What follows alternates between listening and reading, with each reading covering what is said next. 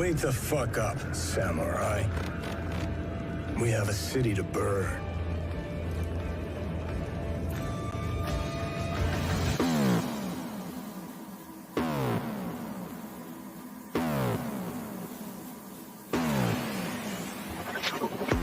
You disgust me. Who gives a shit? Go on. I made it the fuck up. I'm dead. I'm dead. I'm dead. I'm dead. I'm dead. It's glorious! And I run.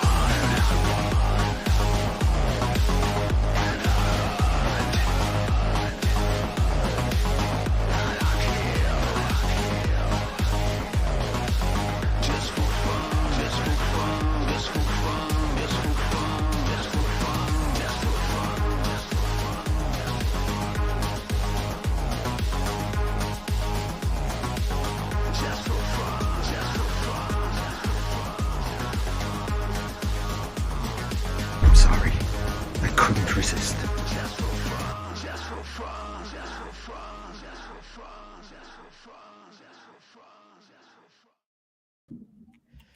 Hello, everybody out there in YouTube land.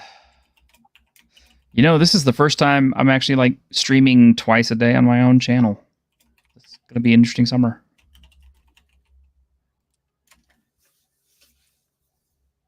Well, get used to it, friend. Yep. At least for a few weeks. Oh, man. How's everybody doing? Very good. Yeah. I I feel like I know how most of the crew is doing except Ironcaster because he's the only one who wasn't here this morning. Well, I have to work, so I know. tired. Like I've got to be up at 3 a.m. for work, so. So you're pretty much going to bed after the stream. I kind of had a little nap today, so I'm good. Okay, that's good. Well, I got a few tidbits kind of over the last couple of days that are kind of worth mentioning, especially if you're like an old fucker like me. There we go. Hopefully my mic audio is working okay today because earlier today it was cutting in and out during our stream, which was kind of annoying. I hope it's not doing that again. But yeah, I already showed this off in that stream. And no, I haven't taken it out of the package. The only reason I have not taken it out of the package yet is because I want to do a proper unboxing video for it. And I'm kind of torn because I would like the official copy from, the actual publisher to come in just so I can compare the two and see if there is a difference. Because this is the ones that I ordered off of Amazon.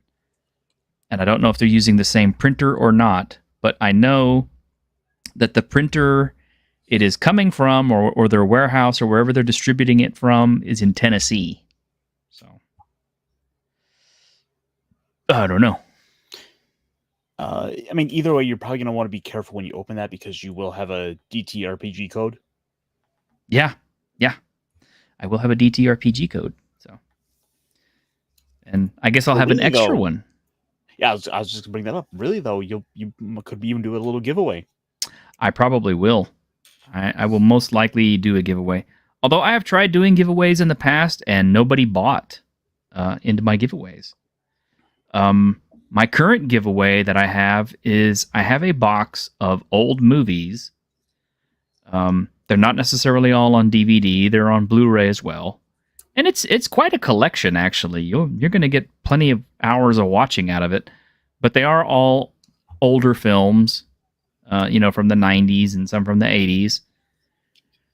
And what has happened is I have upgraded my collection. And these are all films that I don't want to take down to the pawn shop because they'll just look at me stupid and give me like nothing for them. So I would rather give them to somebody who is a loyal fan of the channel or a friend or something. But it's a pretty good sized box, and it'll be free to a good home with your donation, I suppose. Hopefully a big one, because I got to be able to cover the shipping, especially as it's going away. Is it limited to the United States? I don't know. I don't know how much it costs to ship over to you, Merc. I don't know. Does it cost a lot to ship over to Australia? You think? Usually. Probably a lot, huh? Yeah. We'll see. I can check on postage prices and stuff like that. At the very least, if I do ship it to Australia, it'll take a while before it gets there. Yeah. I finally added this to my collection, and I have to admit, I've been wanting this for a long time. And I suddenly had this small pang of FOMO hit me because they're about to come out. They're about to come out with that, Friday the 13th series, right? So I got the nice box edition. Yeah, this is one of the things I upgraded, so you kind of get an idea of what you're gonna get if you get the box. But yeah. But yeah, I had a complete set of DVDs of Friday the 13th and a few Blu-rays. But now I have a nice pristine collection. Oh, You shit. might- That's like a multi-$100 set. Normally. You might want to look at the bonus features just to see if everything on those are going to be from the prior editions. Yeah, I do plan on checking them out just to make sure, because that is a common trend I have noticed, is that, you buy an earlier DVD edition and then you get the Blu-ray and you find out, it didn't have any of the special features in it. Which is a really unfortunate thing, because it just seems like, because basically what had happened was they put all this time and effort, they put a bunch of money into getting the special features up, just really dialed in and just fantastic releases. But then when they made the jump to Blu-ray, they just skimped out. They cut back on the expenses, and there's a lot of Blu-rays that they use the exact same interface, which is annoying because I'm like, I've seen this 1,000 times. Heck, this is the same color scheme. They didn't even waste the time to change the coloring. Huh. Well, I knocked another oldie off my list. This is the original $6 Million Man set. There you go, Graham. I used to watch this when I was a kid, so yeah, I had to pick it up for nostalgia. I'm gonna be doing some some Shout Factory shopping here soon. Yeah, their Hammer collection is going out for sale too. Mm-hmm. Well, with Had the to get Fall the Guy companion in as the, well. in the cinema, maybe we'll get another remake of The Bionic Man and Woman. Yeah, the last time the Bionic Man or the Bionic Woman came out, it didn't do so well, which is, No. I mean, I don't know if the timing on it was bad or what. I mean, the show seemed like it was okay, although she really didn't seem to do a lot of bionic shit in it. Well, if memory serves, I think that show also came out right around the same time as the 06 writer's strike. Yeah, I think so. I think we had a lot of similar shows around that sort of theme at the same sort of time. So there was a bit of a glut of someone special investigating things sort of shows. It might have been. I'm not sure why, but it did have the Bionic Woman was really hot. It was that English actress Katie, what's her name, and she was hot back then. I think she's put on some weight What's since her then. name? Yeah, Katie, what's her name? I can't remember her name. I've only seen her in 2 films.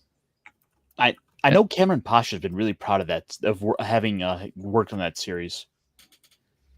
Well, it wasn't a bad series, honestly. But how about that? Yeah, you'd like the new Matrix Blu-rays that would have the whole web pages in it? Yeah, that'd be cool. That's what I'm saying. The features were just superb. like going into just little Easter eggs, putting little games into the disc, like, and sometimes even just hiding little things that you might not have found except for like the 5th or 6th time you pop that disc in. You realize, wait, if I push up over here, there's a whole like hidden little character that brings up a little 30-second special feature. Well, I do remember repurchasing. I think it was if it wasn't Blade Runner, it was like that crappy Aliens movie. Which one, right? The one with Charlize Theron and who stupidly could not figure out how to dive left or right, but could only dive straight forwards when there's a giant ship rolling down on top of her. Yeah, whatever that movie was called, because it was shit, and I've managed to purge most of it from my memory. But I did buy the special edition because it did have like the little file in it that linked it to the Weyland-Yutani Corporation to the Tyrell Corporation. So it had some Blade Runner-esque Easter egg in it. Which I'm sorry, I'm a Blade Runner nerd. Speaking of which, there's a Blade Runner Kickstarter going on right now for the game. Oh, the expansion for the replicants. Yeah, but they are offering an all-in package, so those of us who missed out on the first batch can now pay an exorbitant, King's Ransom sized fee to buy all the books. But we can. Michelle Ryan, yeah, that was her name. Yeah. And yes, Prometheus. Thank you. My brain is just Swiss cheese today. I don't know why. We're all on board for WotC's D&D 5.5. Oh, yeah. Should we get to that? I was just already about to do that. Yeah. So yeah, this is the released cover of the DMG for the new edition, which is not actually a new edition, according to WotC, but it is in fact a new edition because it's not compatible with the old edition. All right, so the obvious characters aside, the thing that kind of stands out to me is I don't think I like the bright red spine. That's just going to be what they do with all the books now, I think. I think you're right. I think that's going to be the color scheming of it all, but it just... Wow, that looks like shit.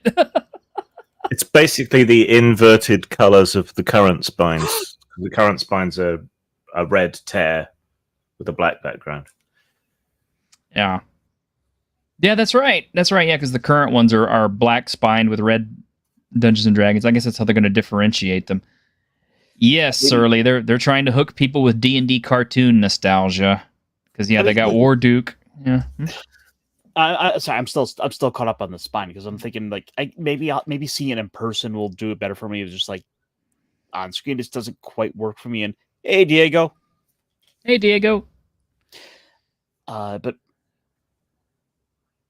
the problem with trying to play that D&D TV series nostalgia is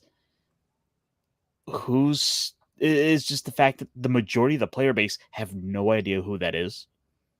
Well, yeah, because the people they're trying to appeal to are people that are Grimm's age or Greg's age or my age, and we're the people that you pretty much kicked out.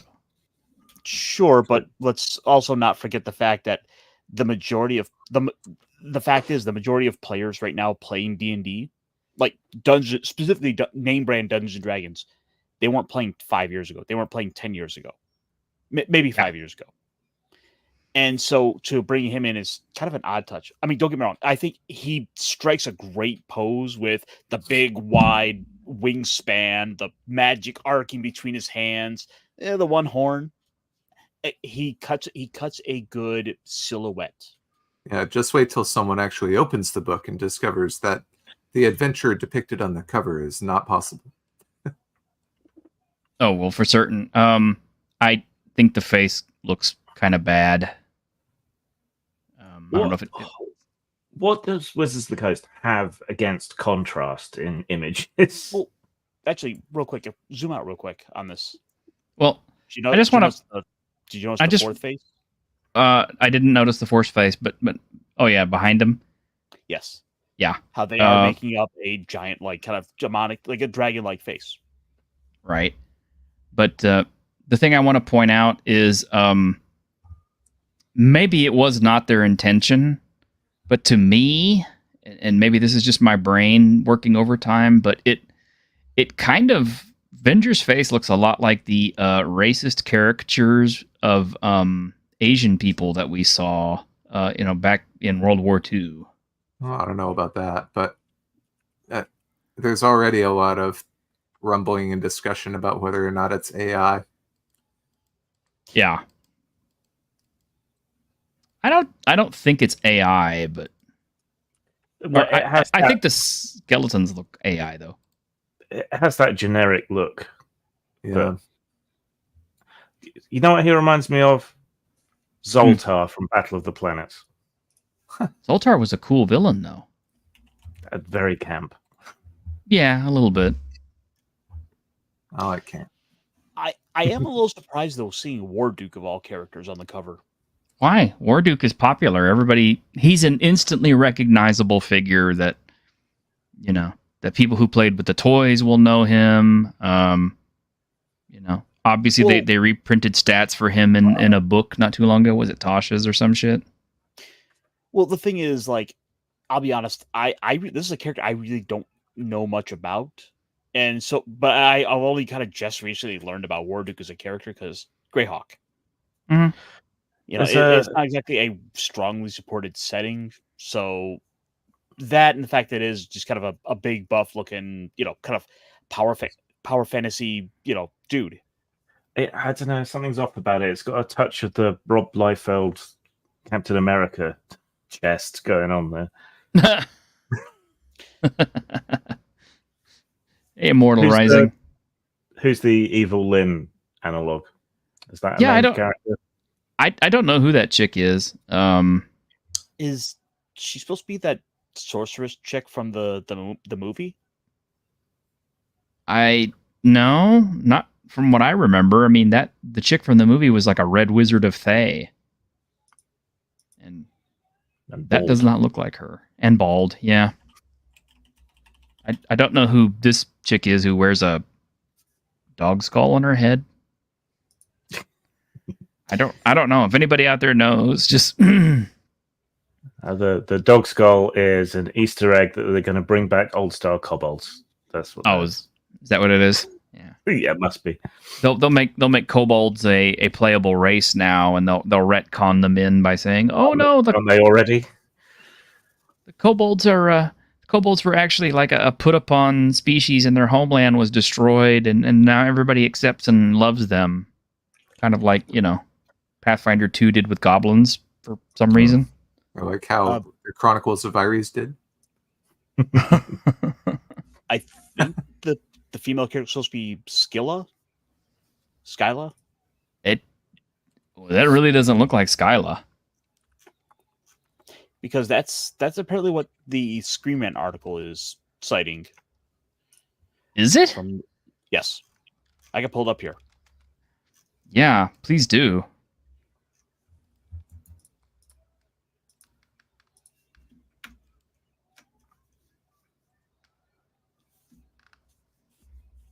Someone pointed out that her leg looked weird. Like there's something off about her stance. I will say though, I don't hate the cover. In fact, that's one I actually like. Let's see. Okay. The new DMG cover art focuses heavily on the villains of Dungeons and Dragons universe, from the lowly skeletons or grunts emerging from the waters at the bottom of the piece to characters like Scylla and Warduke, who serve as mini bosses, to Venger, who fans may recognize as the main antagonist for the cartoon series that ran in the mid '80s. Okay, Scylla never showed up in the cartoons ever. And the thing is though, you got to realize what's going on is Wizards of the Coast is trying to lean more into its original characters, the characters that they can in turn market. It's obviously what they're doing. They're trying to That's why they're putting Vendra on the cover. That's why they're putting Warduke. This is 3 of their copyright characters that they can try to push for more recognition, rather than having generic monsters like a generic Lich. Okay. It does look like it's Skylar from judging from some of the art that someone did back in 2021 for the character. That looks like the same. This is the Skyla I remember. Yeah, from old D&D. And as far as I know, she never actually had a figure. She just had this little collectible miniature that was like, not only was it tiny, but it wasn't posable. It wasn't actually a figure. It was just kind of like it was a miniature. And they had miniatures for all the characters from what I remember that were like this. I dropped a link to one of the freelance artists who did a redesign back in 2021 of it, which is what it looks like on the cover. Oh, I see. Huh.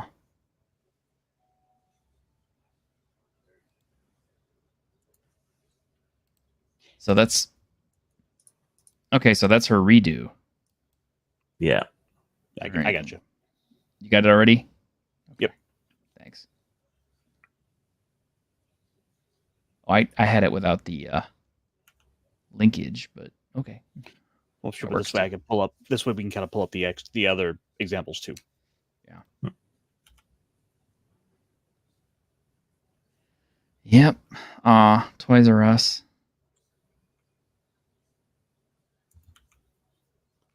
$5. Yeah, those little figures were not going for very much back then, so that is a reprice. That would be like a secondhand collector. Yeah, it would be. Less boobs. Boobs is where the evil is stored. There needs to be boobage. Yeah, you got to have boobs. You know, where's she gonna? Well, you notice that her actually. Let's take a look at it for just where the magic is stored. That's why I don't have villains. That's why I don't have a villain with less than a C cup. Okay. Well, first off, let's look at her for a minute. First, she doesn't have the open top that the old character had, and second, if you look at her chest, it's notably masculine or at least androgynous. I mean, look at that. Flat as an ironing board. I mean, she could be trans. Not that that's a bad thing or anything, but I'm just saying it's just, not you that know. there's anything wrong with that. Yeah. Well, let's again just to point out this here is the fan design. This is a fan rework. Well, it's a guy who's freelanced and his art director did tell him to go in this direction. So whether it was actually Wizards or what, I don't know, but he's worked for Wizards. And she's just part of. I've got the close up of the DMG cover. Let's take a minute and look at her boobs. Yes. Let's hold on. We can't. There isn't anything to look at. There's nothing to see there, really, though. I mean, I'm sorry, baby, but she's part of the itty bitty titty committee. Nothing wrong with that. Flat is justice. Yeah, I mean, there's nothing wrong with that. It's just, which that seems to have thankfully been corrected for the DMG. She at least has a little something there. Yeah, she's got a little more curve there. So, yeah. See what I mean about Warduke though? He's definitely got Liefeld chest going on. Immortal Rising comics. You're a comic book guy. Do you think he has like that Captain America Liefeld chest happening there? He's got a very like barrel shaped body. He does actually, and if you look at his right shoulder, it looks like it's oversized somehow in comparison to the rest of his body. It's out of proportion. Or flung forward and disconnected somehow. Yeah. That's weird. It is weird. It throws me off a little bit. They need to like shave that or correct it or something, but I don't know. Or is that meant to be a shoulder guard? No, he doesn't wear a shoulder guard on his right arm. Hand side. Yeah, because remember the right side of his body is totally uncovered. The left is where all the protection is. For reasons. That is nowhere Captain Shelf Chest from Liefeld. Oh, okay. It's on the continuum. It's on the chest slider. Bigger. It looks awkward no matter what. That's like some of those Street Fighter 5 characters that people were making like videos of, and they were ridiculous. Like, you know what I'm talking about? Hang on. So for anyone who doesn't know what we're talking about, and I don't know how you managed to avoid seeing the Liefeld Captain America, allow me to make that correction here, because you have it. Oh my god. Yeah. Yeah. Liefeld was not much for perspective, was he? Muscles and pouches. But I got to respect the guy's grift though, man, because the dude made tons and tons of money. I mean, he bought the Atlantean sword from Conan, so he has it. And before we walk away from this, let's take this another step further. Let's go live action with this. Oh no! Oh no! Come on now. That's not even fair. Now do it with Carter.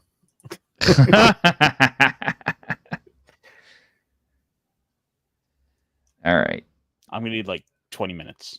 and an airbrush. And speaking of things that look a little awkward, I want to show you this as a comparison.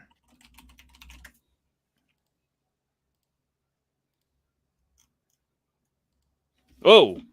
Yeah. Wait, what? Yeah. Do you know who that is? Disturbing. Have you seen this girl? Well, have you? No. That's Anna Taylor-Joy. That's Furiosa. Oh. Now, the reason I show you this particular picture is because she just kind of has one of those faces where if it's lit, where if it's lit incorrectly or at a certain angle, she looks weird.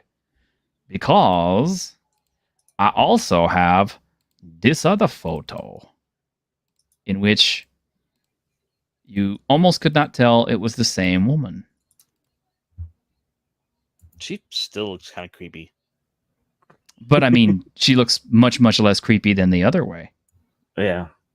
Because, they softened up the cheekbones and they didn't quite get that weird, 5-head thing going on. You can't drive, Optimus Prime between her eyes. Like literally. It still looks like that one eye is trying to escape. She's got that sloth face. Oh, maybe so. I mean, she's Sid the Sloth. Well, whatever the case may be, I don't think I would. I don't think I'd say no. It's kind of what I'm kind of getting at. A lot of people said no to Furiosa this weekend. A 3-day weekend, Memorial Day weekend, and Furiosa did horribly at the box office. Do you have that number for me, Ironcaster? Why, I do. Okay, let's hear it. So let's see. The domestic box office was about $32 million with international matching, giving us a grand total of about a $64 million return over the Memorial Day weekend. Damn, and it was like in close contention with Garfield, from what I understand. I have that number too. Oh God, why not?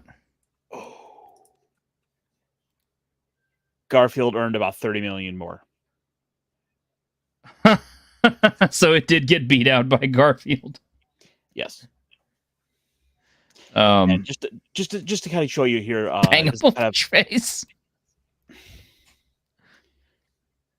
This is basically about what you could expect for the.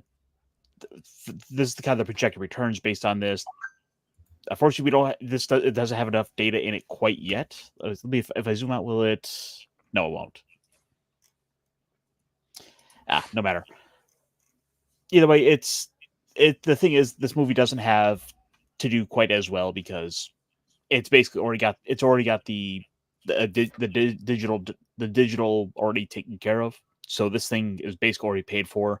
It's now profitable. It doesn't even have any actors in it. It just voices and CG.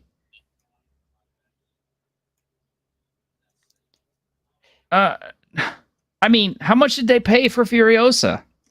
Let's see.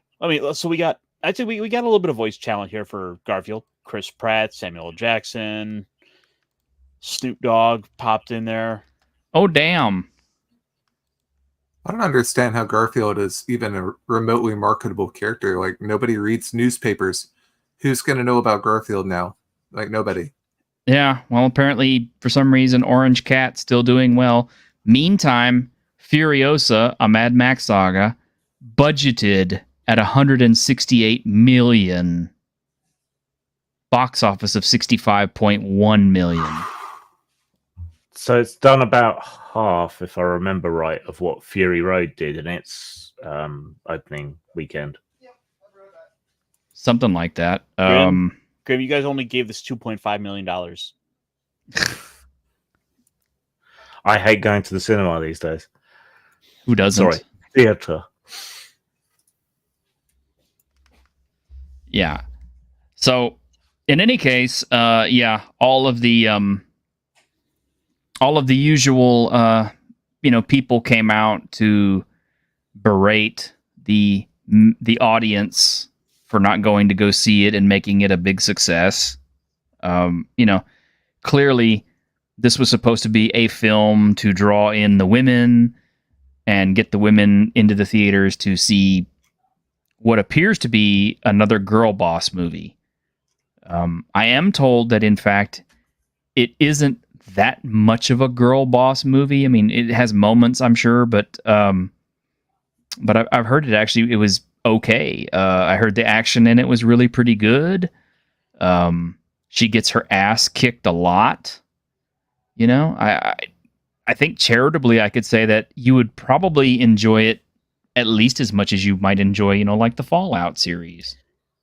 Well, one of the other pieces of compliment I've heard to it is the world building. So I think from our tabletop perspective, that would be a good reason to watch this for wanting to kind of do that sort of, Mad Max-esque world. We have a lot we could get out of that, but I think the ultimate problem is the fact that this is ultimately a movie at least 5-6 years too late. 10 years too late. Because that is when Fury Road came out. 10 years so ago. You reckon on maybe 4 years to produce a follow-up. So I mean, the Mad Max movies, there was 6 years between them at the worst. Immortal Rising took his family to go see Fall Guy instead, And I did hear Chris Hemsworth does chew the scenery. I've heard he does a really good job in it. But what rating is it, Furiosa? Probably R, I'm sure. R. Yeah, of course it is, because it's going to be violent. So I'm thinking if it's a family weekend, people aren't going to go and see that, are they? Maybe not. But I mean, nobody is seeing this. Not just families, but nobody. I mean, the demographic they wanted to go see this isn't seeing it. The people they don't want to go see it are not seeing it. And in my opinion, it's kind of like it's too little, too late. 10 years between films is too long. Everything I've seen sounds like it's a good movie that I will want to see. Yeah. Because of the world building, everything, the action's supposedly good. It's not quite as good as Fury Road was. CG does most of the heavy lifting. But most people seem to be saying it's actually good, but it's also understandable why it's not done so well. I mean, Fury Road didn't do as well as everyone was expecting when it came out. And you wouldn't expect this to do as well. And there's no Max. Nope. I heard Max cameos in it, but and people have had enough of girl boss films. It would seem, even if this isn't one, it's gotten tarred with that brush. Yeah. And people have fallen out of going to the cinema. So, yeah, it is definitely a movie I want to see. I don't necessarily want to see it in the theater, although I have a feeling it will be really, really good in the theater because it'll be loud. It'll be, over the top, because anytime that,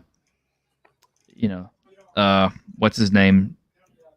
I want to say it's not Byron Kennedy, because Byron Kennedy is the part of the duo that died. Is it George?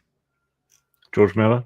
George Miller, yeah. George Miller. Anytime that George Miller does a movie, it's going to be pretty over the top crazy like that if it's a Mad Max movie. Koki, you put in a little caveat because I would have brought up Babe 2, Pig in the City. Different genre. Come on now. That's a sensory overload from beginning to end. Yeah. Hey, I liked Babe, okay? I don't know about Babe 2, but Babe 2 is supposed to be much better. Is it? I couldn't believe the fact. I couldn't go over the fact they pumped the smell of bacon into the theaters during that. Are you serious? No. No, but Good idea, though. Yeah. I think kind of part of one of the bigger problems is the fact that you have enough kind of legacy films getting put back in theaters. Like, I mean, they just brought The Mummy back in the theaters. I was looking up what's coming up. The Lord of the Rings trilogy is getting put in theaters, the extended cuts. Mm-hmm. Yesterday was Back to the Future. I missed it. I would be curious. I'd be curious to see what the box office for those the re-releases like that are doing in comparison to this. Because it's got to be embarrassing. If you look back, for example, 2-3 weeks ago, at the start of the month, we had The Phantom Menace, which pulled in about $8-9 million over that weekend. Didn't you have like the whole theater to yourself? I did, yes, but there was enough reports but we got some box office numbers on that showed that people actually did turn out. The re-release of Phantom Menace made $14.5 million at the global box office over the weekend of its release. So not great, but for an older film, yeah, that nobody particularly liked, that's pretty good. Well, you'd have thought there would have been a built-in audience for it with all the Disney hype, right? I mean, yeah, but all they can really do is if they put like $5 million into just marketing it, the theaters get their cut. They walk away with a nice probably $1 million or $2 million at the end for the movie that cost them next to nothing to get back in the theaters. I know, but it's just you think about it. This is some shitty lowball playing by Disney, because it's like the fact that this is a company that trades on billions of dollars in the movie industry, and they're settling for what effectively amounts to chump change. Last movie I saw in the theater was still Godzilla -1. Last one I saw was Guardians of the Galaxy 3. So, damn. Yeah. I'm sorry I missed -1 in the theater, and I'm very upset about that. Before that was Top Gun Maverick. That was a good theater movie. I saw that in the theater. That was good. Well, let me rephrase that slightly. Okay, both of the Top Gun movies are like stupid fun. Yeah. Yeah, they're not particularly engaging mentally, and well, the acting by Tom Cruise is a joke. But Val Kilmer definitely stole it in Maverick. Motherfucker couldn't even talk. The biggest thing that's really drawing me to the theater is largely the Fathom events. Just pull this up just to kind of show you guys, like, basically the schedule of stuff I actually want to see. And it's mostly these special Fathom events where it's like about $12, $13 a ticket. The Muppet movie's coming back? Yep. Yeah. Wow. Because it's having its 45th anniversary. Yeah, I don't really care about the original Muppet movie. I'm more of a Treasure Island fan, Scrooge fan. That's where I'm at. What about the South Park movie? The sing-along. Shut your fucking face, Uncle Fucker. They killed all the Baldwins. Not the Baldwins. I mean, of course, we got more Studio Ghibli. Close Encounters of the Third Time is probably having its 50th anniversary hereabouts. You know, I think they're gambling on Close Encounters of the Third Kind. I really don't know. Maybe it's just me, because I personally found that movie to be boring as fuck. You know, but maybe, you know, other people will turn out to watch it big time. Ooh, Lawrence of Arabia. Shit, I'd go see that in the theater. That was a fucking wonderful film. I'll be there for it. And that's kind of what I'm saying, is just like, I'm looking at this list, and these are the things I'm getting more excited for. It's in some cases movies that I adore, but because they're older than I am, I never got a chance to see them in theaters. So the chance to experience Lawrence of Arabia on a big screen, with that big loud, you know, sound system, just to boom in that swelling orchestra of desert porn. And I guess I get, for my birthday, I get Porgy and Bess. That's, yeah. Basically. Oh my God, are they actually going to try to put Blazing Saddles back in the theater? Holy shit! That's oh my God! Hold the phone. You know how many people are going to go insane when they see that movie? I want to see poster coming soon. That sounds like a riot. Did it? The Christopher Reeve story. Newsflash, kids! If they throw the gun at him, he dodges. Howl's Moving Castles, The Fifth Element. Yeah, that's worth seeing in the cinema. Yeah, it was. It was quite a spectacle back in the day. Oh, Totoro! People love that movie. Yeah, I do. Pompoko. You can see giant raccoon balls in glorious animation. And I mean, let's be honest. Like, half this list here is more exciting than most anything that's coming out of Hollywood. And this is all reruns. Well, look at the shit that I just showed you earlier in the show. Okay, how many of these movies were made, you know, before the 2000s? All of them. You know. So let's. How many times have I actually gotten, you know, up on this thing and told you multiple times, most of the movies that I'm buying these days are old, from the 80s and the 90s, in some cases the 70s and the 60s, especially when it comes to Charles Bronson movies, because goddamn, I loves me some Charles Bronson movies. But seriously, man, it's like, you know, there's nothing worth watching on the movie screen these days. Not really. Furiosa, yeah, I would like to see it, but I'll wait. You know, that bitch will be on Max or one of these streaming channels by August. You know, I regretted not seeing Iron Claw in the movie theater, but it didn't hurt so much because I bought it on Vudu like a month or so later and got to watch it. So say theater. What, say theater? You keep saying movie theater. Do I? Yeah. Well, how am I supposed to say it? I don't know. I just thought it was funny. Theater. So, I used to be an assistant manager at a theater. You mean to tell me you guys aren't like all on board for watching the Crow remake? No. Oh, I'd forgotten about it. Oh, fuck no. What about Borderlands? No. On the one hand, Jamie Lee Curtis. On the other hand, no. How many people are going to look at Borderlands and think Furiosa?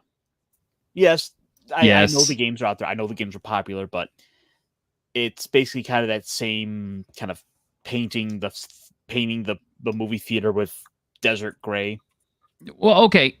This is my curiosity. Okay, do you think Furiosa is failing as a show because of the girl boss thing, or more because A, it doesn't have Mad Max in it, and B, it's about 10 years too late? Or do you think it's a combination?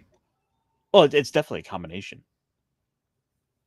I think we just I think we've just seen too many bait and switch female-led movies where people go in expecting to see them, that iconic male character, only to have them subverted and swapped out for this little female character they want to actually make the movie about. Yeah, Fury Road itself. Fury Road itself was a bait and switch movie. They billed it as a Mad Max movie, and it wasn't even about him. I mean, on all accounts, I've heard it's a fine movie, but it's just the problem is it's a Mad Max movie without Mad Max. And at the end of the day, people want Mel Gibson. I mean, I'm willing. Hardy was good. Yeah, I'm willing to accept Hardy because for whatever reason, Mel and Hollywood. But I think at this point, we would all kind of like to see the last Road Warrior movie finally. Put out an actual fourth Mad Max movie that closes the story down. I mean, the thing is, like, Mel Gibson could absolutely deliver it. Absolutely. Did you happen to see Fat Man? I did not. It looked funny though. Oh, okay. So premise: Mel Gibson is Santa Claus, right? Which I know that sentence alone should be worth a laugh. But the idea is he's this old grizzled guy, old grizzled Santa trying to, struggle to take care of the bills, to keep his process going, and then this little Ben Shapiro-esque kid gets upset because he got coal for Christmas because he was a bad kid. So he hires a hitman to go and kill Santa Claus. So now you have Mel Gibson in this shootout with this guy, and he's had a great performance the whole time. He's like, "You ain't the first who's come for me. You ain't gonna be the last." And he's got like an eye missing. You're like, "Oh my god, this is great. Why are we not getting this from Mad Max? I want to see this in the desert." By the way, I recommend the movie. I will definitely check it out. Hey, Patty's Parlor. Patty's Parlor. Yeah. Yes. Talk about Fat Man. He was. But see, even then, you're talking about a film that's a few years ago. Well, like how old is that movie now? Yeah, 2019. Yeah, almost 5 years ago now. That was 5 years ago, Caster. Gibson's been in a bunch of kind of semi-trashy, straight-to-streaming movies, but he's always been pretty good in them. Maybe he's got his head back on straight. I don't know. I mean, it works for Nicolas Cage. So yeah, and Cage is actually succeeding. I mean, Renfield was good. Renfield was great. I really enjoyed Renfield. I laughed my ass off through Renfield, especially how fucking over the top the violence was. And yes, I did love oh god, what is it? Not Five Nights at Freddy's, but Willy's Wonderland. Willy's Wonderland. Oh man, that thing was so good. Just because of Cage. You immediately knew what kind of film it was going to be when they had all the teenagers show up, and I'm kind of like, yeah, they're just here to die. They're just here to be victims. This Cage is all about this. So. It's so good to see him come back from all his tax issues and yes, all that shit he was doing for ages. Now, I wish he was kind of talk about retiring from film. He's not going to retire from film. He has too many bills to pay. But you know who I would like to see? He's got that all paid off. Has he? Yeah. Too many fossils to buy. The big thing that was holding up not Mel Gibson. The big thing was tying up Nicolas Cage was his mother's hospital bills. She's basically got a lot of psychiatric care, a lot of mental issues. He was basically taking all these roles because he had to do everything he could so he could make sure he had her covered. He had her taken care of. And I guess he's got all his debts paid off, and he's gotten his mother kind of taken care of. So I really feel for the guy. I understand why he was kind of picking a lot of the roles he was. Well, especially, it's also really fascinating when you listen to him talk. He talks about it being this novo shamanism, like, oh, we're going back to the days of being in the cave with the shaman telling stories around the campfire. Oh, fuck that shit. I just love playing him as a Dead by Daylight character, which I do. You should do a project with Alan Moore if he's kind of gone that way. Yeah, no kidding. Mad Max Snake Plissken crossover movie. Hell yeah. That would be fucking awesome. I think everybody over the age of 50 would go to see that movie. Definitely. Or at least anybody in their 40s and up who saw Escape from New York and grew up watching Mad Max or Road Warrior. God, you know how powerful Road Warrior is?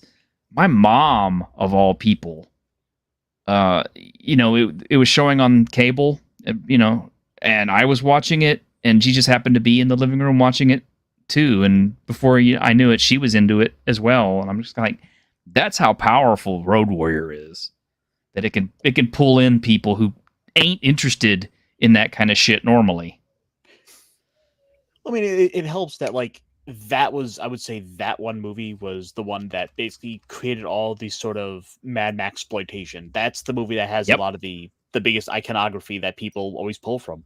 Road Warrior is single-handedly responsible for creating the look of the post-apocalyptic genre as we envision it. Oh, he'll be back. I think he just had some connection issues. Yes, Fist of the North Star even uses that particular iconography as part of its world building. But that's the thing. That's how powerful a lot of those old 80s movies were, and how deeply ingrained into the psyche that they are, and why they're so great. Blade Runner continues to be what we see our cyberpunk future looking like. I mean, even now, if you play Cyberpunk 2077, there are times you can see traces of Blade Runner in Night City. Very much so. And Conan the Barbarian spawning a million knockoffs. Yeah, how many sword and sandals Italian crappy films did we get that were more or less aping Conan? And I think I have all of them on my shelf. Like literally all of them. I need to track down the Slave and the Sorcerer. The Sword and the Sorcerer? No. The Slave and the Sorcerer? Yes. What's this? This was a 2024 Sword and Sorcery movie. Oh no. Tell me more. It had a Kickstarter. Let me see if I can't pull up something for you. Hurry up.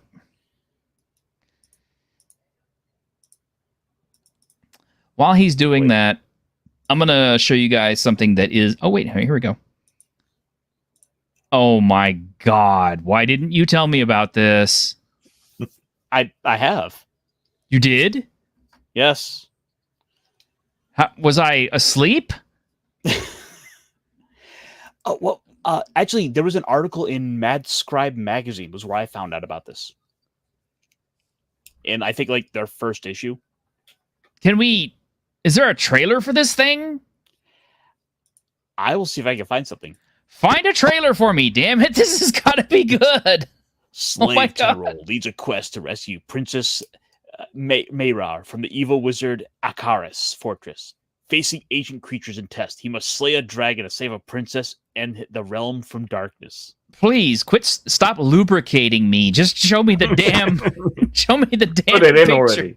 Yeah. You've already got me wet. God damn it! Just fucking stick it in already. I want to see this. While he's looking for that, I do have a video game clip to show you guys. There's a couple of things coming up that I think are going to be pretty cool. First off, Tekken 8 did release gameplay footage of their new character. So for those of y'all like Crafty Matt, who play Tekken 8, and myself, this is our new fighting... Well, I should say, she was actually in Tekken 7, but this is the fighting Polish Prime Minister, whose name I cannot remember. Oh, you want Kunimitsu, Chris? Okay. Well, she'll come out. I'm sure she will. Get ready for the next battle. I really like what they did with her gi, and actually it makes me very happy to see people competing in gi still. Lydia Sobieska.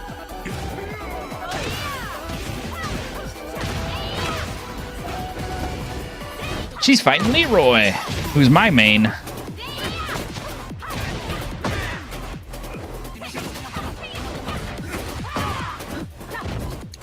Her rage drive art looks really, really funny.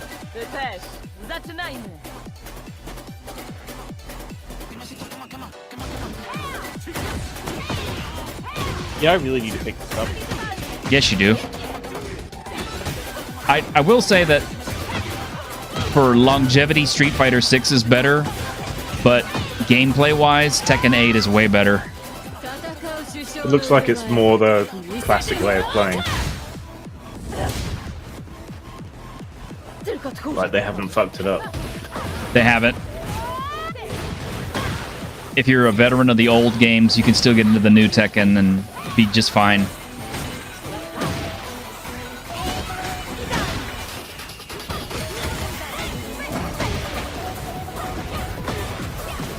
Now, you know, Namco does have some ties with CD Projekt Red. So I kind of wonder if that's not why they didn't decide to create a Polish character. Especially when you see her special. Costume, right? Actually, yeah. What this is her overdrive or her rage art special, which I'm thinking, wow, this is as Polish as fuck. Watch this. The Red Bird. Is this evidence for eating a Polish sausage?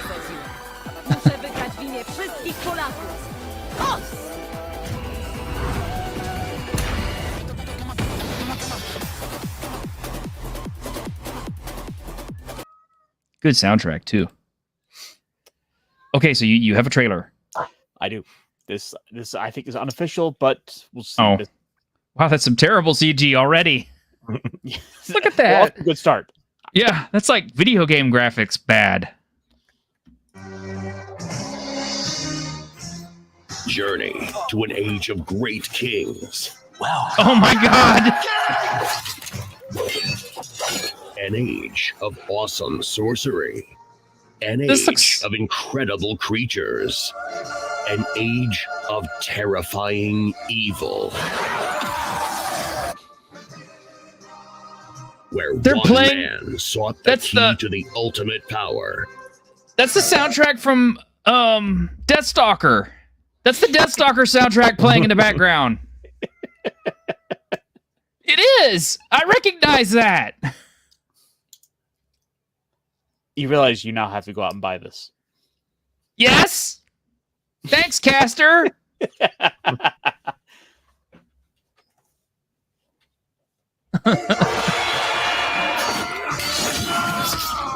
That wig is so bad. It's He was perfect. the man they called Tyrol the Slave. Dragon, to defeat the dragon, you must become one. This is me if I Assemble your shave. best man. Save me, daughter, from her I actually, If I don't you can recognize a capture single the- actor in this. This is so bad. But that makes it you all the better. It's like a bunch of unknown actors. who Yes. were like, let's go kickstart a movie. Yeah. Because we like sword and sorcery. Oh my god. Dagger You- of Icarus. He will rule the world. Look at the dagger. Oh my god, it's a letter opener. Who are you gonna kill with that? Ugh. Here.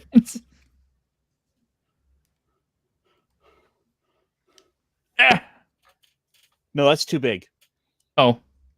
Is it? You have a smaller one. Oh, sorry, I don't have a smaller one. For shame. I have. Yeah, I'm sorry. I just, big knives. Wait a minute. How about this one? That one's kind of small. Yeah. All right.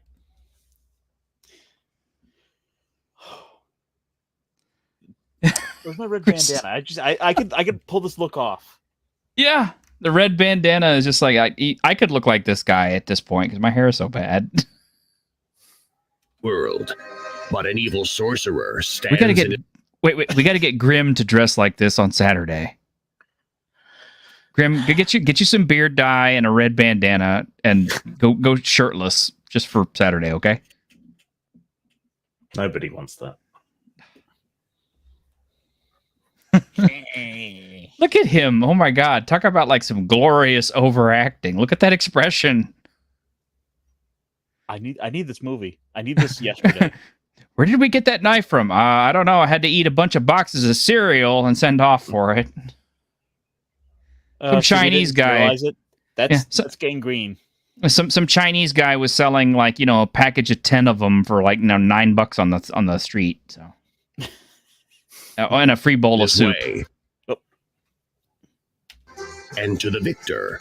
Hello, beautiful princess. Are there zombies in this?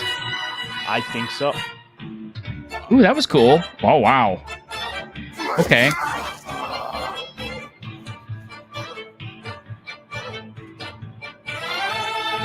That guy looks really cool.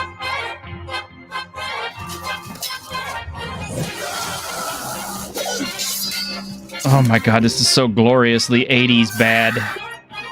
The greatest. It's 90s bad. Yeah, it is. Adventure.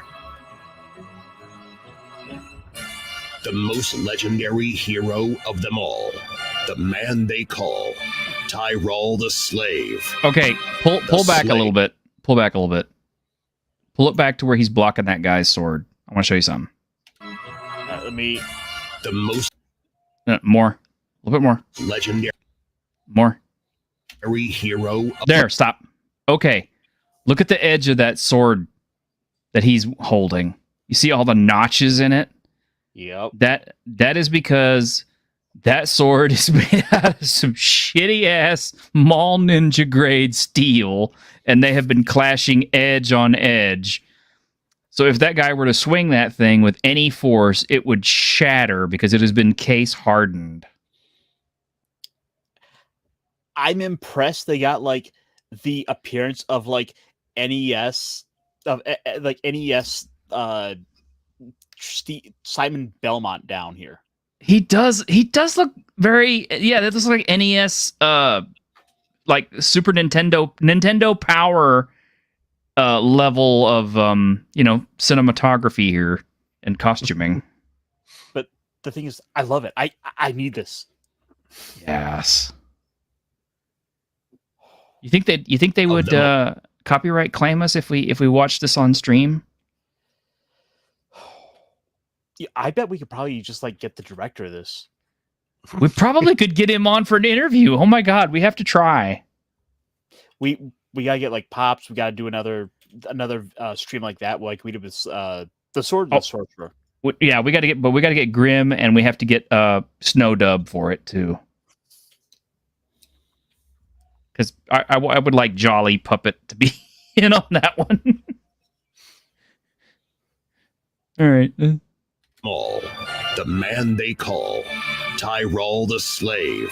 Tyrell the Slave, who became a king. Very Conan-esque. The Slave and the... Wow, that's even the same font as Sword and the Sorcerer, almost. I think we'll get a sequel to this before we'll get Conan 3. I mean, you're not wrong. If I knew about this when the Kickstarter was going on, I would have thrown all the money at this. I mean, now I know about it. I'm going to have to look for it. I don't know, man. I don't have the same nostalgia for like the 90s straight to DVD stuff as I do for the older VHS stuff. So if you drop the resolution to 800 by 600 and put a VHS noise filter over the top, I think it'd look better. I have some good news for you. Wait, let's go for some lower quality here. Let's see if this works. Oh no! See, that's much better. The world, oh no! But an evil sorcerer stands in his way, and to the victor, a beautiful. That's what I'm talking about. Deathstalker 4. Ironcaster, I'm going to make your day. Watch this.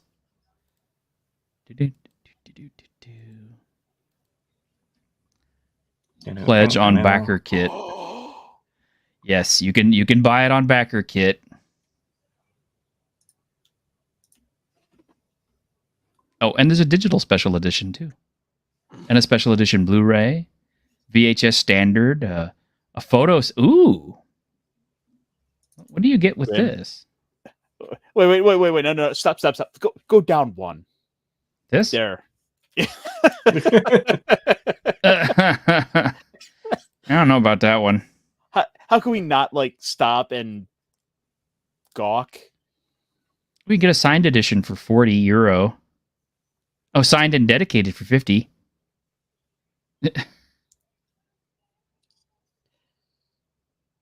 Oh, okay. I'm gonna have to find me a few extra dollars to get this one right here. I think. Just think, T-shirt, you could die in this. Oh, It's probably a bit late for that. yeah. I think they've already done it. Deathstalker meets the Evil Dead. So it's gonna have zombies and stuff in it. Okay. So yeah, there we go.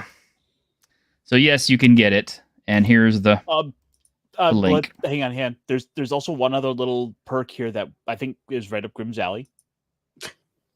VHS standard edition. Yeah, I saw that VHS thing. Yeah, you can get that shitty VHS quality. Perfect. So, because that's what I have nostalgia for, not the DVD and bad CGI of like Hercules and Xena. I don't know, man. I love schlock, but this makes Uwe Boll look like scores. Nobody makes Uwe Boll look good. I don't think he's capable of making a good movie. Let's be fair. Do you really want to go see Furiosa instead, or would you rather watch this? I mean, I'll pay the $25 or whatever to watch this just because I know what I'm getting. I mean, if I'm lucky, we'll get some boobies in it too. Oh, I'm pretty sure there's boobies. I'm pretty sure. I remember that was got most of their extras at the strip club. So I mean, you do remember the original Blood Rain movie that was done by Uwe Boll? No, I avoided it. Okay, well, if you go back and watch it, the scene with Meatloaf in it, and I know that's a horrible thought to begin with. Meatloaf is a vampire. His wig looks amazing. The chicks that he's with in that scene are actually all hookers that they got from the local area to star in the film. So I think that's what Glenn Danzig did for his films as well. Verotic. Ugh. Yeah. That was a terrible movie. Yeah, I like Danzig, but not that much. Yeah. Let's see. Before I forget tonight, I had a couple more things. I got one more video game to show you guys because this is coming this summer, and I'm very excited about it because it looks awesome. This is called Mei Fumado, which is Mei Fumado is Japanese hell, basically. And yes, you're gonna say, "Oh, it's another samurai 2D thing." Of course, T-shirt likes it, but just wait. It gets better. It's actually a post-apocalyptic, and see, look it's got a modern day, well, a post-apocalyptic Japanese type thing to it too. It is supposed to be a role-playing game as well, so there's role-playing game elements to it. It's not just a Metroidvania. But apparently your decisions in the game matter and will affect the way the story plays out. But this has so many cool callbacks to so many other games that I like. And a mutant Drider, apparently. Uh-huh. You gotta have a big, crazy-looking spider chick.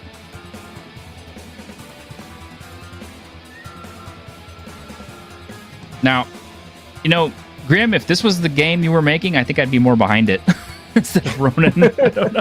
Well, I can always do a supplement. There you go. We have to finish the main book first. Okay. But I love the design aesthetics on this. I love the sword play. I love the gore.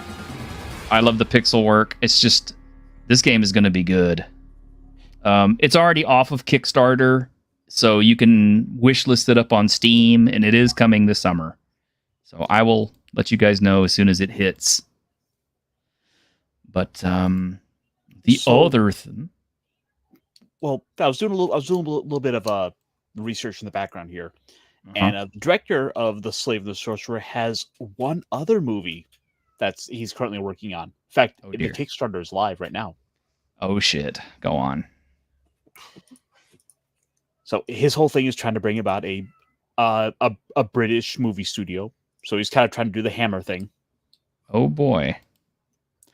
And this is his current film. He's crowdfunding called "Spoiling You."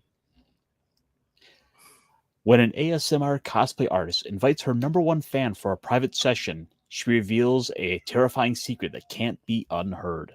Well, apparently it's hit its funding goal. So, any chance you can find that on YouTube? Or?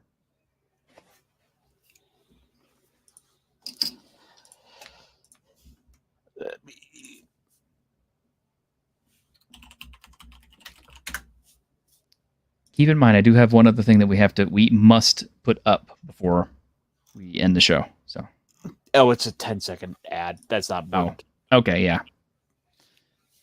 Still, might be worth looking into. Those of y'all who were not aware of this, up on DTRPG right now, you can get Tales from the Tavern, which is Elven Maiden's foray into a zine. It is pay what you want. It's really actually pretty gorgeous. I also think it's DRM free because I don't see my name on it or anything. But it has a lot of articles and stuff by some of the community that we may actually know. I think Patty actually did something for this. It also has a lot of ads for people that we know. Like, oh look, Wretched role-playing game. Tony Garcia from Dystopian Dawn. I showed off his game not too long ago. It's got a little crossword thingy in it. I'm kind of moving this kind of quickly. If you guys want this, you can get it for yourself. It's up on DriveThruRPG. I'll post you guys a link. I better be back. Delver. And an actual article by Bill Sylvie, the Delver.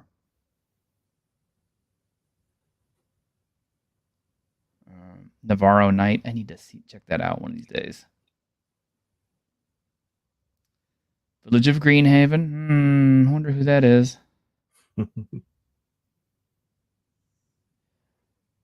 This is actually a game I've been interested in. Is Corpse Kings. He's on Twitter quite a bit. I really want to buy this, but I absolutely insist that anything that looks this cool, I have to have a physical copy. So I've been bugging him to get a physical copy. He says he's going to have a physical copy available at some point. So as soon as he does, man, I'm going to punch the button and get it. Myth Garthier, really cool guy. Definitely good stuff. Support him. Horde Wars, yeah, we know DM Blackwall. Good dude. Support his stuff. That game needs a better name. Yeah, I mean, he's just called Grim. I don't know who this guy thinks he is.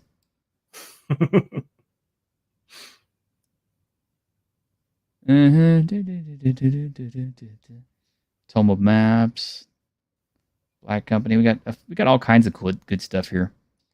And oh, look, Pundit actually made a little splash onto there. Autism of Fire. Autism of Fire? Yes. Ways of historical stuff. Who is this guy? Is that? Do we know this guy? Yeah. Actually I made it all the way to page 95 with my trademark bit here. So yeah, you can read my spiel. So like I'm basically at the very end of the book, but still, we made it. We made it, Mom. Yep. If you want to buy it, like I said, it's pay what you want, so it's basically free, unless you want to give a tip or something. And that is the link for it if you're interested in picking it up. I mean, Elven Maiden, Tales from the Tavern Magazine, issue 1. Go get it. It costs you nothing. It's 99 pages. It's all pretty decent stuff. If she does well enough on it, I think she is going to be doing more of these in the future, although the ads may be paid in the future, so I don't know if I'll be in subsequent issues, but this one, I'm in. I think also she's trying to work out a print option. I don't know what problems she's having with that, but I would definitely... It's a steep learning curve to get print set up. Yeah. So... But there you go. All good stuff. A lot of positivity here tonight. A lot of fun stuff. You know, I mean, yes, we did have a few negative things, but I think overall, once again, we've been more positive than anything else on Week in Geek. So I hope you guys have enjoyed watching and that you will join us on Saturday for an actual episode of the Week in Geek. But do we have anything until then, or are we ready to close down? I'm good. Go check out The Slave and the Sorcerer. Yeah. Go check out Elven Maiden. Go wishlist Mei Fumato. Can I say support old stuff? All right. Now I'm just going down a whole rabbit hole of movies because I found one called Dwarf Hammer and War Chief. Dwarf Hammer it looked cool. That cover looked cool. It looked very Excalibur. You want to show it real quick before we go? Come on, just show us the Dwarf Hammer cover so people can see what I'm talking about. All right, let me actually pull up a decent image of this. Oh, come on. There we go. This would be good enough. Okay. I still have the pre-order for Slave and the Sorcerer because I really intend to buy it as soon as the show goes off the air. It looks so bad I have to. And if I can talk to the director, I'll get him on. Wow, I'm pretty sure that's AI generated or CG or something there. Looks like a photo montage of bad Photoshop. Yeah. It's perfect. When evil rises, the dwarf hammer shall fall. I mean, in all honesty, I'm just glad it's not another Marvel poster. Yeah, point. We don't need another Marvel movie. Like, look at this ridiculous weapon. It's got it's got a spiked hammer on one side and it's got an axe on the other. Well, it kind of reminds me of like a gnome hook hammer, which still makes it wrong because it's for gnomes, not for dwarves. I need this. I need to know more before I would back this, but it looks, yeah. I'm sure if they had one called Goblin Short Stack, you'd be all over that one, though, right? Wait, what? The trick is keeping the green body paint on during the sex scenes. Ooh. And with that, boys and girls, we bid you good night from the Week in Geek.